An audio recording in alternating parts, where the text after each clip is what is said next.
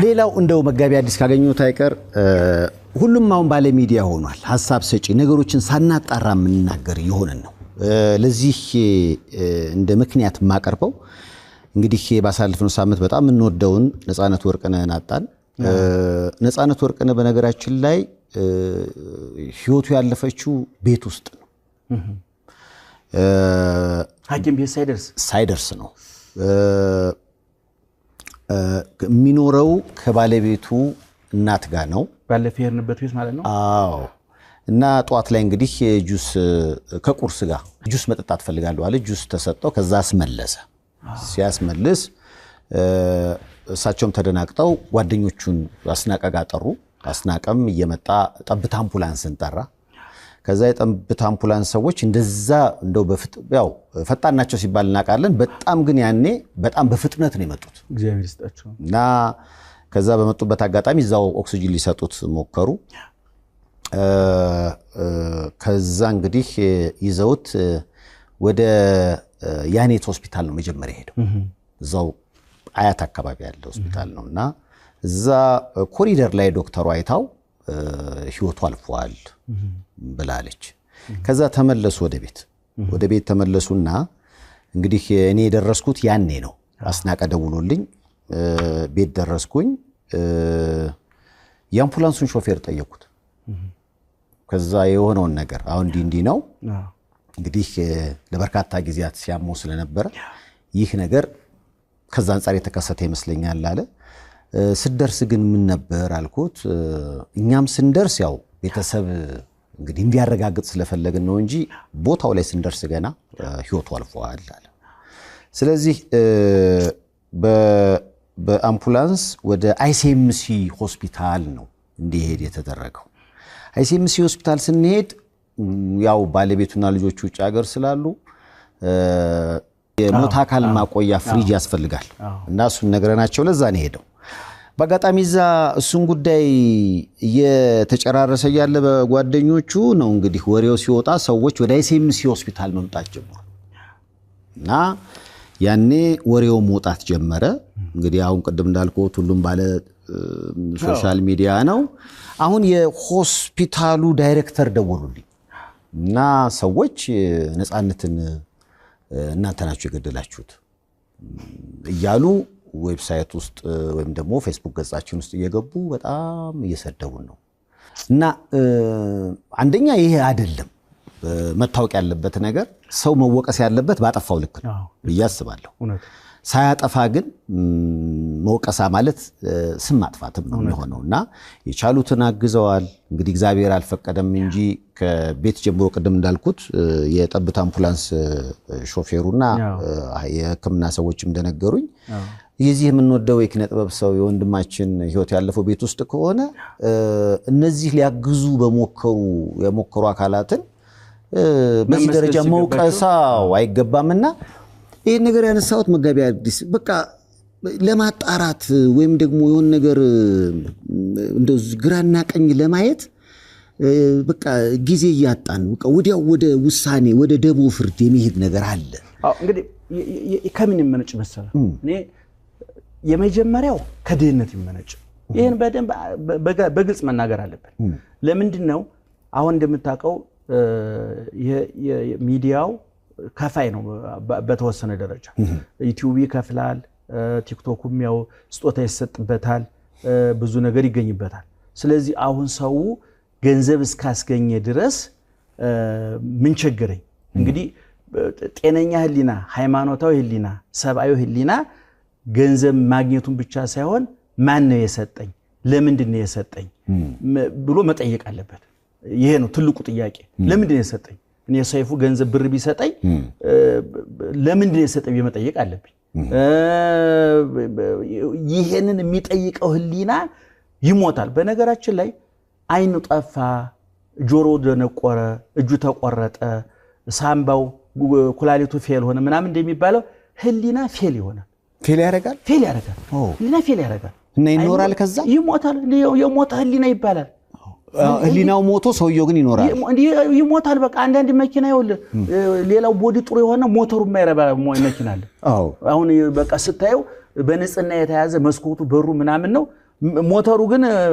አደጋ ያለብን ነው ይችላል አንዳንድ ሰዎች መልካቸው አምሮ አለባበሳቸው አምሮ ሞተራቸው የተበላሸ ሰዎች አሉ ህሊናቸው የሞት እንዴ በኃጢአታችሁ ሙታን በነበራችሁ ጊዜ ማለት ነው የሞት ህሊና እኮ ማለት ነው ኢየሱስ ክርስቶስ ከደቀ መዛሙርቱ አንዱ አባቴን ቀብሬ ልምጣሽ ፍቀድልኝ አለው ምንድነው ያለው ሙታን ይቀበሯቸው ነው ያለው እንግዲህ በቀባሪና በተቀባሪ መካከል ንፍሮ የመብላትና ያለ መብላት ጉዳይ ነው ልዩነቱ የተቀበሩ ንፍሮ አበላም የቀበሩ ንፍሮ በልቷል ህሊና ይሞታል ስለዚህ ህሊና እንዳይሞት ይታከማል እንደ ሃይማኖት በንስሐ ነው እንደሌላው ዓለም ደግሞ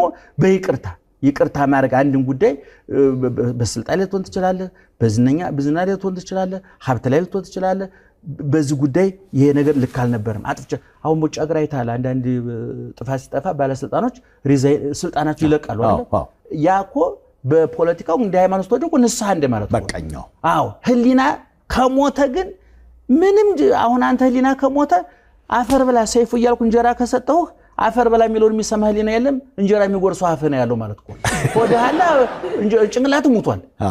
ጭንቅላት ካልሞተን አፈር ብላ የሚለው ነገር ጭንቅላት ይገበን ሆድህን ይዘጋዋል ይቆልብ አልፈልግም ዞር በል ክብር ይበልጣል ብለን እና አሁን እኛ ድህነቱ የሞተ ህሊና የቆሸሸ አይምሮ የመነቸከች ነፍስ የዛገ ልቡና እንዲኖር አደረገ በቃ ምን የገንዘብ ላገ ልጆችን ላሳድግ እንጂ እኔ ምን ቸገረ ምንስ ቢሉ የሚል በሁለተኛ ደረጃ ይሄ እንደምታቆይ ሚዲያው ያሁኑ ሚዲያ የሆነ ቦታ ቢሮ ከፍቶ የሆነ ቦታ ስቱዲዮ ከፍቶ አይደለም አሁን በዩቲዩብ በቲክቶክ አውስትራሊያ ጫካ ሊሆን ይችላል ለርሶይ እሱና እግዚአብሔር ብቻ ናቸው የሚታዩት ስለዚህ የሰውዬ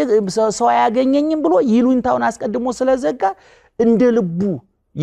አሁንም እኔ ወደ ቀድሙ ነው የምሄደ አሁንም ቢሆን ሃይማኖቶች ከሽፈዋል ነው የምለው አሁንም ተጠያቂው ጫካ ውስጥ ነው መንግስት አይደርስበትም ፖሊስ አይደርስበትም አንተና እኔ አንደርስበትም ህሊና የሚባል ግን በውስጡ አለ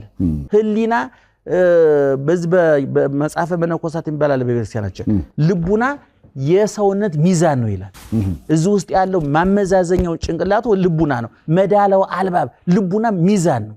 አሁን ያ ሚዛን ያ ሳይረኑ ለምሳሌ ምን ማለት ነው አሁን መኪና ላይ ሳይረን አስገጥማል አይደል ለምን ያስገጥምኩ ያው አደጋ ሌባም ቢመጣ እሺ ሌባው ሳይረን ሌባውን ይይዝላል አይ ሌባ ነካኝ ብሎ ይነገረኛል በቃ አሁን ምን አላማው ምንድነው አንተና ሌባውን ማፋጠጥ ነው ሌላ ነገር የለም የሳይረን ሰው ውሻም እንደዚሁ ነው ውሻ ለምሳሌ አሁን አንተ የቀለብከው ውሻ ሌሊት ይጮሃል የሚጮው ሰይፍ ወረ ሌባ መጥቷል ተነስ ይያለ እንጂ ሌባውን ይዞ ፖሊስ ጣቢያ ይወስድልህ አይደል ህሊና ውሻ ነው ሳይረን ነው አሁን ሲሰርቅ አንተ አረ ሰይፉ የገንዘብ ያንተ አይደለም ረፍ ይላል ከሰማው ሐኪም ቤት ወሰድከው ማለት ነው ካልሰማው ግን ልክ አንድ በሽታ ካልታከምከው ያደገ እንደሚገልህ ህሊናም ይልና ለምሳሌ መጀመሪያ ቀን የሰረቀከን ህሊና ይጮሃል አረ ልክ በቃ አንተ መብረቅ የሚመታ በቃ የበላ ሁሉ የሚያንቀ ይመስላል የመጀመሪያ ቀን ማለት ሁለተኛ ሲደግም ግን እየቀነሰ ልክ በሽታው እየተዋረ እያደከመ ነው ማለት ስለዚህ ኃጢያቱን ተለማመድከው ከዛ በኋላ ከዛ በሶስተኛ ምን ታረጋለህ በጥቅስ ማስደገፍ ትጀምራለህ ኃጢያትን መጸጸት መደንገስ ሲገባ አሁን የኛ ማህበረሰብ ሃይማኖቶች ይሄን መቆጣጠር አልቻሉም በቃ ማፈር ያለብን እኛ ነን የሃይማኖት መምህራን ወጡን ለመናገር እንዲያውም ተጨምሮ እንደውም እኛም የሞተ ህሊና ይዘን እናቆሽዋለንና እኔ አሁን በዜና ለምሳሌ ቆይስ አንድ ሰው መርዶም ይባላል አሁን አሜሪካ ነገር ያስታውሳል የዛሬ 8 አመት ሴትዮዋ ታላቅ ወንድሟ ሞቶ በፌስቡክ አስለቀሷት ለመርዶ ኩሁድ እየተጠበቀ አርብ ማታ አየችው ፌስቡክ ላይ ይውል አሁን አየ እንደ አይነት የቆሸሸ ማይበረሰብ ውስጥ እንዴት ነው ልንገባ ይቻል ነው እኔ ቆም ብለን አሁንም ቢሆን ቆም ብለን እንደው እንደ ትንሽ ሚዲያ ላይ ያለ ነው ስልጣን ላይ ያለ ነው በሃይማኖቱም በፖለቲካውም በሚዲያውም ፊት ለፊት ያለ ነው ተቀራርበን ምን እናድርግ እንደ ህዝብ እየሞት ነው እንደ ህዝብ እያበድን እንዴ ሰይፉ ሰው ተመካክሮ ያብዳል እንዴ እኛው እውነቴን እኮ ነው ማለት ባህር ዳር መቀሌ ጅጅጋ አዋሳ አብደና ልናብዱ ነው ህዝቡ እኮ ተደዋውሎ ነው ያበደው እኮ ለምን ታውቃለህ መሰለ ጎንደር ላይ የሰማውን ወንጀል መቀሌ ተሰማዋል ስለዚህ እኔ ቁጭ ብለን እንደ ከተማው ቆሽዋል እናጽዳው እንደምንለው ሁሉ ህሊና ቆሽዋል መጸዳት አለበት እኔ መንግስት የኮሪደር ልማት ይያለ ቤት ያፈረሰው ቤቶቹ በአዲስ እንደሚተካኩሉ እኔ ብዙ የኮሪደር ልማት ይካሄድባቸው የሚገቡ የቆሸሹ ቤቶች ህሊናዎች አሉ አይምሮዎች አሉ በእውነቱ እነዛ ላይ የእምነት ተቋማት መዝመት አለባቸው ስለዚህ እኔ በአንድ ሰው ሞት ላይ እንዴት ሚዲያ ላይ ተወጥቶ ይወራል ማፈር እኮ አለ አይደለም ጤነኝነት የሚባለው እኮ እኔ ሁሉ ጊዜ እንደምናገረው ሰይፉ ጤነኛ ነው የሚባለው ሶስት ነገር ሲያሟላ ነው ከላይ እግዚአብሔርን ሲፈራ ከጎኑ ሰው ሲያፍር ከውስጡ ህሊናውን ሲያዳምጥ ከሶስቱ ከተፈናቀልክ እንግዲህ ቤተሰብ የለም ወይም ደግሞ አንተ አልተረዳውም እንጂ ወደ አማኑኤል ወደ ህክምና ቦታ መሄድ አለበት ማለት ነው ከልብ በጣም ነው ማመሰግነው ጋይባስ ያው እንግዲህ የሐዘን ስሜት ውስጥ ነበርን በአንድ ጊዜ እንግዲህ ከሐዘን ስሜት ወጥቶ ወደ ስራም መግባት ወደ ቀድሞ ህይወት መግባት በጣም አስቸጋሪ ነው ለበዓል የታሰበው ዝግጅት እንግዲህ እግዚአብሔር ሳይፈቅደው ቀረና በእንደዚህ አይነት ስሜትና አጋጣሚ ተገናኘን እርግጠኛ ነኝ እንግዲህ ለቤተሰቦቹ ለአድናቂዎቹ ነፃነትን ብቻ አይደለም እንግዲህ ሰሞኑን እንደምናየው በእውቅናም ሊሆን ይችላል ባለመታወቅም ሊሆን ይችላል ብዙዎች ቤት ሐዘን አለና በሐዘን ውስጥ ያሉ ሁሉ ይጽናናሉ ብዬ አስባለሁ መጋቢ አዲስን ግን ከልብ ነው ማመሰግነው ባካ